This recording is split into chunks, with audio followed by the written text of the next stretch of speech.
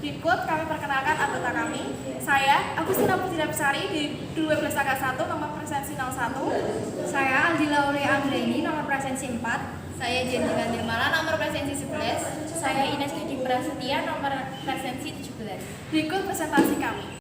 Latar belakang perubahan UU PPN. Yang pertama, si efisiensi PPN Indonesia 63,58%, yang artinya Indonesia baru bisa mengumpulkan 63,58% dari total PPN yang seharusnya bisa dipungut. Hal ini karena masih terdapat barang dan jasa yang belum masuk ke dalam sistem. Selain itu, juga disebabkan masih banyaknya fasilitas PPN yang diberikan. Yang kedua, untuk memperluas basis pemajakan, maka non BKP dan non JKP menjadi BKP dan JKP dan pengurangan beberapa kriteria fasilitas yang dibebaskan dari pengenaan PPN. Yang ketiga, tingginya tax expenditure, yaitu 65% dari total tax expenditure 2019. Perubahan UU PPN, yaitu ada 5. Yang pertama, pengaturan objek dan fasilitas PPN, yaitu mengubah beberapa ketentuan pada pasal 4A dan pasal 16B UU PPN. Yang kedua, kenaikan tarif PPN, yaitu mengubah ketentuan pada pasal 7 UU PPN. Yang ketiga, kemudahan dan kesederhanaan, yaitu menyisipkan pasal baru, yaitu pasal 9A.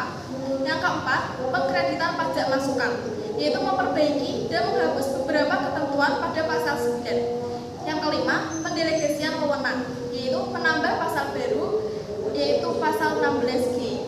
Pengurangan objek dan fasilitas PPN, pengaturan kembali barang dan jasa yang dikecualikan dari pengenaan PPN, meliputi makanan atau minuman karena merupakan objek PDRB, uang atau emas batangan, jasa keagamaan, jasa kesenian, jasa perhotelan, jasa pemerintah, jasa parkir, jasa buga.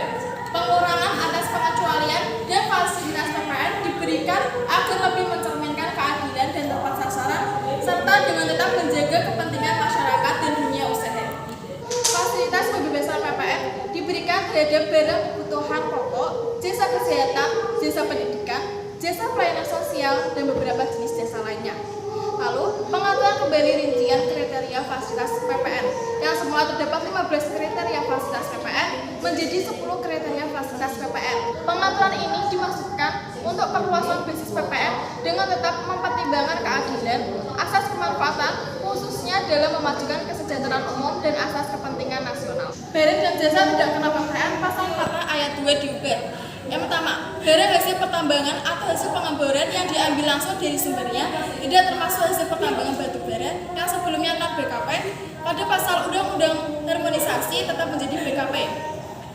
Yang kedua, barang kebutuhan pokok yang sangat dibutuhkan oleh rakyat masyarakat sebelumnya non BKP, lalu pada Undang-Undang Harmonisasi Perpajakan menjadi BKP.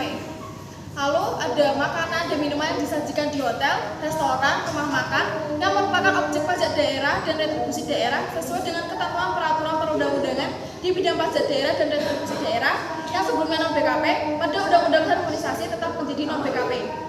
Uang emas batangan untuk kepentingan cadangan devisa negara dan surat berharga yang sebelumnya non BKP pada Undang-Undang Harmonisasi tetap menjadi non BKP. Barang ekspor non BKP atau kebutuhan pokok diberikan fasilitas tidak dipungut atau dibebankan dari pengenaan PPN dan diberikan secara selektif. Barang dan jasa tidak kena PPN pasal 4 ayat 3 diubah. Jadi yang pertama ada jasa pelayanan kesehatan medis, jasa pelayanan sosial, jasa pengiriman surat dengan perangko, jasa keuangan, jasa asuransi, jasa pendidikan, jasa penyiaran yang tidak bersifat iklan, jasa tanpa kerja, jasa telepon umum dengan menggunakan uang logam, jasa pengiriman uang dengan wesel pos, yang sebelumnya non JKP menjadi JKP. Yang kedua yaitu ada jasa keagamaan, jasa kesenian hiburan, jasa perhotelan, jasa yang disediakan oleh pemerintah dalam rangka menjalankan pemerintahan secara umum, jasa penyediaan tempat parkir, jasa buka atau catering, yang semula menjadi non JKP pada Undang-Undang Harmonisasi tetap menjadi non JKP karena objek pajak daerah. Fasilitas PPN 1. Mendorong ekspor yang merupakan prioritas nasional di tempat penimbunan berikan atau untuk mengembangkan wilayah dalam daerah KBN yang dibentuk khusus untuk dimaksud tersebut.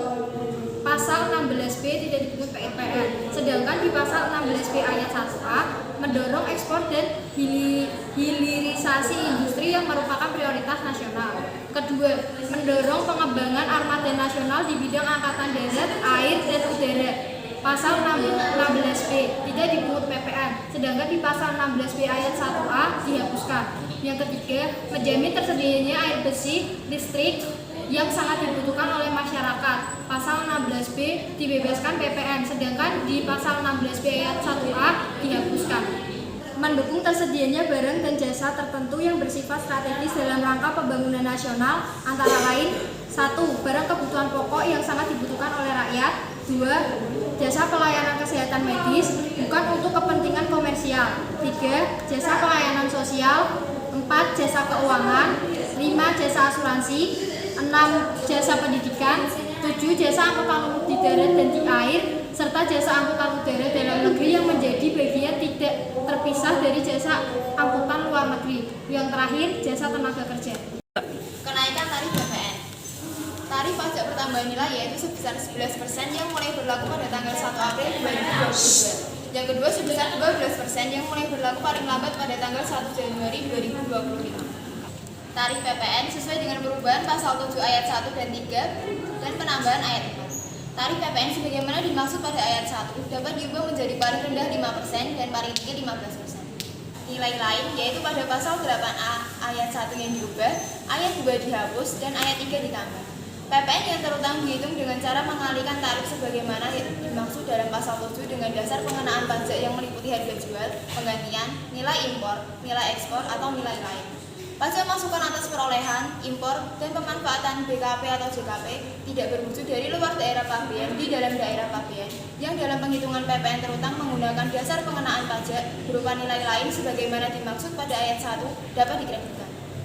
Kemudahan dan penyederhanaan pada pasal 9A yang atas pajak masukan perolehan, impor, dan pemanfaatan BKP atau JKP tidak berwujud oleh PKP tidak dapat dikreditkan dengan syarat PKP dengan peredaran usaha kurang dari 4,8 miliar yang melakukan penyerahan jasa pengiriman paket, biro perjalanan wisata, dan jasa pengurusan transportasi.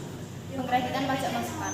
Apabila dalam suatu masa pajak, PKP melakukan penyerahan barang yang terutang pajak dapat diketahui dengan pasti dari pembukuannya, pajak masukan yang dikreditkan adalah yang berkenaan dengan penyerahan yang terutang pajak. Yang kedua, apabila dalam suatu masa pajak PKP melakukan penyerahan yang terutang pajak tidak dapat diketahui dengan pasti dari pembukuannya, pajak masukan yang dikreditkan adalah yang dapat dikreditkan dihitung dengan pedoman pengkreditan pajak masukan. Pengkreditan pajak masukan perubahan pada pasal 9 ayat 5. Apabila dalam suatu masa pajak pengusaha kena pajak melakukan A. Dalam penyerahan yang terutang pajak dari pajak masukan yang berkenaan dengan penyerahannya dapat disediakan dan B. Penyerahan yang terutang pajak dan pajak masukan yang berkenaan dengan penyerahannya tidak dapat dikreditkan dan atau penyerahannya yang tidak terutang pajak. Dalam hal bagian penyerahan yang terutang pajak sebagaimana dimaksud dalam huruf A dapat diketahui dengan pasti dari pembukuannya. Jumlah pajak masukan yang dapat dikreditkan merupakan pajak masukan yang berkenaan dengan penyerahan sebagaimana dimaksud dalam huruf A. Pengkreditan pajak masukan perubahan pada pasal 9 ayat 6. Apabila dalam suatu masa pajak pengusaha kena pajak melakukan A. Penyerahan yang terutang pajak dan pajak masukan yang berkenaan dengan penyerahannya dapat dikreditkan, dan B. Penyerahan yang terutang pajak dan pajak masukan yang berkenaan dengan penyerahannya tidak dapat dikreditkan dan atau penyerahan yang tidak terutang pajak. Sedangkan pajak masukan sehubungan dengan penyerahan yang terutang pajak sebagaimana dimaksud dalam huruf A tidak dapat diketahui dengan pasti. Jumlah pajak masukan yang dapat dikreditkan dihitung dengan menggunakan pedoman pengkreditan pajak masukan. Pengkreditan pajak masukan pasal 9 ayat 8 diubah ayat 8 huruf C dihapus. Ketentuan pasal 9 ayat 8 huruf C dihapus. Pada dasarnya, pajak masukan dapat dikreditkan dengan pajak pengeluaran. Akan tetapi, untuk pengeluaran atas perolehan barang kena pajak atau jasa kena pajak yang tidak mempunyai hubungan langsung dengan kegiatan usaha dalam pasal 9 ayat 8 huruf B, pajak masukannya tidak dapat dikreditkan. Yang dimaksud dengan pengeluaran yang langsung berhubungan dengan kegiatan usaha adalah pengeluaran untuk kegiatan produksi, distribusi, pemasaran, dan manajemen. Penjelasan ada dalam pasal 9 ayat 8 huruf B. Pendelegasian wewenang. Penambahan pasal 16D. Ketentuan lebih lanjut mengenai A. Nilai lain sebagaimana dimaksudkan dalam pasal 8A ayat 1. B. Kriteria belum melakukan penyerahan barang kena pajak pajak dan atau jasa kena pajak dan atau ekspor barang kena pajak dan atau jasa kena pajak sebagaimana dimaksudkan dalam pasal 9 ayat 2A. C. Penghitungan dan tata cara pengembalian kelebihan pajak masukan sebagaimana dimaksud dalam pasal 9 ayat 4C. D. Pengusaha kena pajak beresiko rendah yang diberikan pengembalian pendahuluan kelebihan pajak sebagaimana dimaksud dalam pasal 9 ayat 4C. E. Pedoman pengkreditan pajak masukan sebagaimana dimaksud dalam pasal 9 ayat 6. F. Penentuan setor usaha tertentu sebagaimana dimaksud dalam pasal 9 ayat 6C. G. Pembayaran kembali pajak masukan sebagaimana dimaksudkan dalam pasal 9 ayat 6E huruf A. H. Pengkreditan pajak masukan sebagaimana dimaksud dalam pasal 9 ayat 95, ayat 9B, dan ayat 9C. I. Jumlah peredaran usaha tertentu, jenis kegiatan usaha tertentu, jenis barang kena pajak tertentu, jenis jasa kena pajak tertentu, dan besaran pajak pertambahan nilai yang dipungut dan disetor sebagaimana dimaksud dalam pasal 9A ayat 1. Diatur dalam peraturan Menteri Keuangan. Waktu pemberlakuan. Pengaturan kembali ketentuan PPN pada Undang-Undang Harmonisasi Peraturan Perpajakan berlaku mulai 1 April 2022. Kecuali ketentuan pada pasal 7 ayat 1 huruf B paling lambat 1 Januari 2025. Sekian presentasi dari kami. Jika ada kesalahan, kami mohon maaf. Wassalamualaikum warahmatullahi wabarakatuh.